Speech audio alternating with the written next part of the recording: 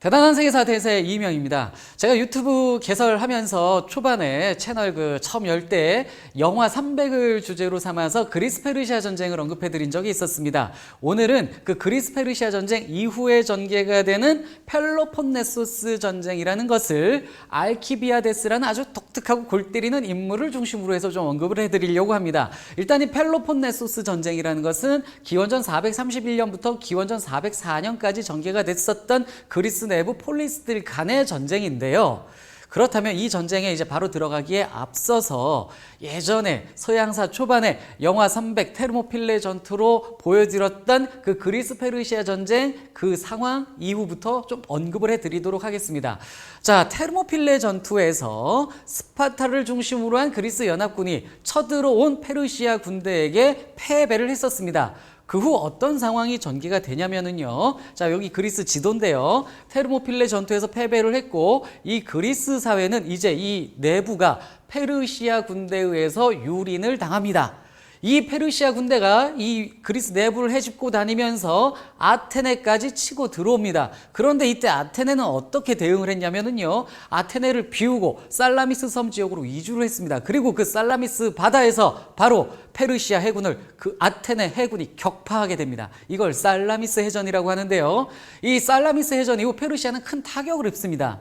일단 바다에서 아테네에게 박살이 났어요. 그래서 전쟁 수행이 조금 어려워졌는데 심지어 이 그리스 세계 북부에서 반란이 일어납니다. 페르시아 군대에 저항하는 그러한 그 반란이 일어났어요. 그래서 페르시아가 이 모든 것을 경험하면서 바다에서 아테네한테 박살나죠. 그리스 북부에서 반란이 일어나죠. 그래서 페르시아가 전쟁 수행이 너무 어려웠어요. 그래서 페르시아가 이러다간 그리스 내부에서 고립이 될 수 있겠다 싶어서 소아시아 지역으로 군대를 빼게 됩니다. 한 번에 다 빼진 않고 처음에 좀 남겨놨는데 이 남아있는 군인들도 스파르타와 아테네 군대에 의해서 고생하다가 퇴각을 합니다. 퇴각할 때도 박살이 나요. 그래서 결국 페르시아 전쟁은 이렇게 마무리가 되어 갑니다. 그리고 페르시아 전쟁에서 그리스가 페르시아를 몰아내면서 승리를 하게 되는데 이 전쟁을 승리로 이끄는 과정에서 가장 큰 역할을 한 것이 바로 아테네였습니다. 그리스 페르시아 전쟁 이후 아테네가 그리스 세계의 주도권을 잡게 되는데요. 그래서 아테네 중심으로 동맹이 형성이 됩니다. 그 동맹을 우리가 델로스 동맹이라고 하는데 아테네와 델로스 동맹 맺은 지역이 여기 붉은색으로 표시가 된 이 지역들입니다. 이 지역들을 보면요. 이오니아 반도를 중심으로 또 그리스 중심으로 해서 이렇게 해안가에 있는 세력들인데요. 이들이 아테네 중심으로 동맹을 맺은 겁니다. 이 동맹은 페르시아의 재침을 막기 위한 그러한 동맹이었고요. 동맹을 맺었으니까 동맹 자금을 내겠죠. 이 동맹 자금을 보관하는 섬이 아테네 앞바다에 있는 델로스 섬이었습니다. 그래서 이 섬의 이름을 따서 동맹 이름이 델로스 동맹이 된 것입니다. 한편 자 이렇게 아테네 중심의 델로스 동맹이 형성되어 있는 한편 여기가 펠로폰네소스 반도거든요. 이 펠로폰네소스 반도에는 스파르타가 있습니다. 이 지역은요 스파르타를 중심으로 해서 펠로폰네소스 동맹이라는 것이 형성이 됩니다. 펠로폰네소스 동맹이 형성됐는데 이 동맹의 그 세력이 이 보랏빛으로 표시가 된 이러한 지역이 펠로폰네소스 동맹 지역이었습니다. 델로스 동맹보다 펠로폰네소스 동맹이 좀 시기적으로 먼저 만들어져 있었어요. 자, 이렇게 해서 그리스 페르시아 전쟁 이후 그리스 세계는 아테네 중심의 델로스 동맹, 그 다음에 스파르타 중심의 펠로폰네소스 동맹 큰 두 개의 세력으로 이제 진행이 되게 됩니다. 이 두 개의 세력은 갈등이 생기겠죠. 그래서 기원전 460년에 이미 둘 사이에 충돌이 있었습니다. 이 충돌은 한 15년 동안 전개가 됐어요. 이것도 1차 펠로폰네소스 전쟁이라고 언급을 하는 경우도 있는데요. 오늘 이 시간에는 기원전 431년에 일어난 우리가 흔히 얘기하는 바로 그 펠로폰네소스 전쟁을 좀 말씀을 드리려고 하는 겁니다. 자, 그러면 기원전 431년 상황을 좀 보도록 하겠습니다. 그때 아테네에는 페리클레스라는 인물이 정치를 이끌고 있었습니다. 이 페리클레스가 그리스 페르시아 전쟁 이후 성장한 해상 강국으로 발전한 아테네 리더였고요. 아테네 전성기, 바로 그 아테네 민주정치의 전성기를 이끄는 인물이 바로 이 페리클레스였습니다. 이 페리클레스 때 그래서 우리가 흔히 아테네 하면 딱 떠오르는 파르테논 신전이 이때 이제 건설이 되는데요. 그 파르테논 신전 무슨 돈으로 만드는지 아십니까? 바로 델로스 동맹의 그 동맹 자금을 꺼내다가 만듭니다. 그리고요, 이 페리클레스가 뭐 아테네 민주정치를 발전시키는 건 좋은데 그 과정에서 이제 어떤 일들을 하냐면은 공직자를 선출을 하고요. 선출된 공직자에게 수당을 주는데요. 그 수당 제도를 운영할 때 그 돈, 바로 델로스 동맹의 자금을 꺼내다 씁니다. 즉 델로스 동맹 자금을 아테네가 사적으로 유용하고 있었던 겁니다. 델로스 동맹 세력들이 이걸 알게 되겠죠. 불만을 품게 되겠죠. 이래서 델로스 동맹 내부가 흔들흔들 하게 되는 것입니다. 한편 스파르타는 해상 강국으로 성장한 아테네에 대해서 불만을 품고 있었습니다. 시기를 하고 있었죠. 물론 스파르타도 육군이 강했어요.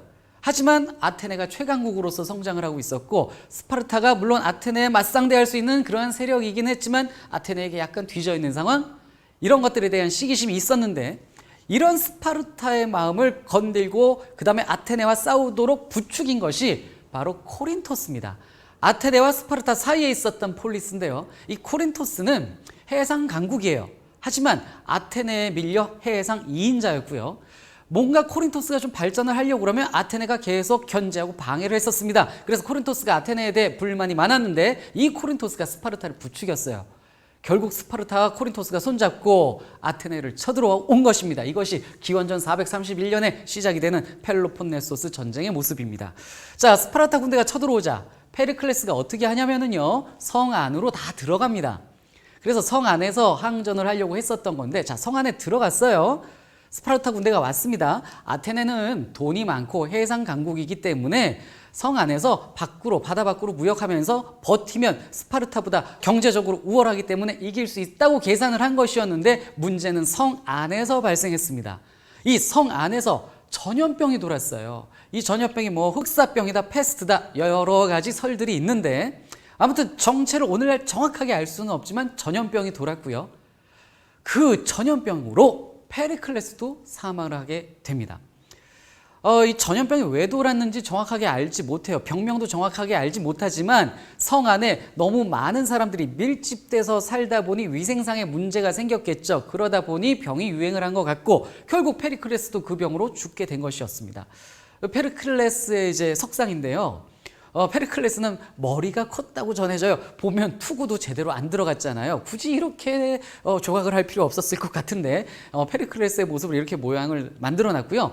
머리가 컸다는 얘기도 있고, 머리가 위로 많이 그렇게 치솟아 있었다는 설도 있습니다. 그래서 이 투구를 뭐 다 못 썼다고 하는데, 뭐 이런 것들은 만들어진 이야기일 가능성도 있고요. 아무튼 페리클레스가 기원전 429년 펠로폰네소스 전쟁 시작 초반에 죽음을 당하게 되었습니다. 자, 이후 아테네가 스파르타에 맞서서 싸워요. 결국 이 둘은 대충 평화조약을 맺고 전쟁을 마무리를 했었습니다. 일단 1차로. 그런데 이 조약에서 각자 점령지도 반환하고 뭐 이러기로 했었는데, 그 조약들이 사실은 잘 지켜지지가 않았어요. 그래서 결국에 스파르타와 아테네는요, 일단은 전쟁은 멈췄지만 팽팽한 냉전, 긴장 관계를 지속하며 시간을 보내게 됩니다. 자, 그 후 2차로 이제 전쟁이 발생을 하게 되는데, 자, 2차로 이제 이 아테네와 스파르타가 크게 맞붙게 되는 것이 바로 이 시칠리아 섬 문제였습니다. 자, 벼랑간, 여기가 그리스 세계인데 벼랑간 시칠리아가 지금 대두가 됐네요. 자, 이 시칠리아에는 어떤 세력들이 있었냐면요, 시칠리아 이쪽 부분에 세게스타라는 세력이 있었고요. 바로 그 아래에 셀리누스라는 세력이 있었습니다. 그런데 세게스타는요, 아테네 이민자들이 많이 건너가서 좀 섞여서 사는 지역이었고요. 셀리누스는요, 스파르타 세력이 건너가서 좀 섞여서 이민을 가서 사는 경우가 당시 있었던 겁니다. 이 시칠리아에 그리스 세계가 많이 건너가 있었어요. 그리스인들이 많이 건너간 이유가 여기가 농경이 잘 돼요. 그래서 곡식을 여기서 그리스 사회로 조달을 하고 있었습니다. 그리스는 농경지가 풍부하지는 않았거든요. 그래서 이 시칠리아는 그리스 세계에 매우 중요한 위치였고 아테네 이민자들, 스파르타 이민자들이 가 있는 상황이었습니다. 그 다음에 이쪽에 시라쿠사라는 지역이 있는데요. 이 시라쿠사 지역도 역시 스파르타가 개입된 그런 지역이었습니다. 그런데 여기에서 이 세게스타와 셀레누스가 싸움이 일어났습니다. 싸움이 일어나자 세게스타가 아테네에게 도움을 요청한 겁니다. 우리 좀 도와주시오 그런 겁니다. 그 다음에 우리는 금이 많아요 또 이래요. 금이 있대요. 그래서 금을 좀 줄 테니 아테네 우리를 도와주시오 그런 거예요. 그럼 아테네 상황은 어떠했는가? 아테네 내부에서는 싸우자는 주전파와 싸우지 말자는 평화파가 대립을 하고 있었습니다. 평화파가 살짝 우세한 상황이었어요. 그런데 이 싸우자는 주전파의 대표적인 인물이 누구냐면요. 바로 알키비아데스라는 인물이었습니다. 기원전 450년경 태어나서 기원전 404년에 이제 죽음을 당하는 인물인데 이 알키비아데스는 어떤 인물이었냐면요. 그리스의 전성기를 이끌었던 페리클레스의 조카이며 이 사람의 아버지는 그리스의 높은 정치가이고 뛰어난 장군이었습니다. 그 다음에 알키비아데스의 스승이 바로 소크라테스였습니다. 소크라테스가 몹시 아끼고 사랑했었던 제자로 알려져 있습니다. 즉 이 인물은 아테네의 최고 가문에서 최고의 교육을 받은 그러한 인물이었던 것입니다. 그리고 이 알키비아데스 이 조각을 보시면 아시겠지만 꽤나 잘생겼어요. 아주 미남자였다고 알려지고요. 그 다음에 말도 엄청 잘했대요. 그 다음에 뛰어난 경주마들을 소유하고 있었고 멋진 훌륭한 전차들도 여러 대 소유하고 있었답니다. 그래서 올림픽이 열리잖아요. 그리스에서 올림피아 제전이 열릴 때 이때 이 올림픽 제전에서 이 알키비아데스의 경주 전차들이 1등부터 4등까지 왕창 휩쓸었다는 이야기도 있습니다. 아무튼 그런 인물이에요. 아무튼 되게 잘 나가고 잘난 정말 난 놈이었습니다. 그런데 이 사람이 주전파예요. 주전파인데 얘가 이제 뭐가 문제가 있냐면은 과시욕이 세요. 자기의 멋진 경주말들을 타고 사람들 앞에서 과시하고 싶고 뭔가 전쟁에서 두드러지게 보이고 싶고 자기의 명성을 높이고 싶고 자기의 말들을 먹일 그러한 식량도 왕창 확보하고 싶은 욕심도 있는 그러한 인물이었습니다. 뛰어난 재능과 함께 뛰어난 욕심도 있었던 그 다음에 엄청난 과시욕도 있었던 인물이 바로 알키비아데스인데 자, 이 인물이 주전파였어요. 전쟁하고 싶은데 시칠리아 가서 자기 한번 폼 잡고 싶은데 미네에서 평화파들이 우세한 것 같아요. 근데 이때 이 시칠리아 문제가 발생을 하자 스파르타에서 중재를 하기 위해 사신들이 아테네로 왔습니다. 그때 알키비아데스가 그 사신들을 민회 열리기 하루 전에 몰래 만나요. 만나서 뭐라고 그러냐면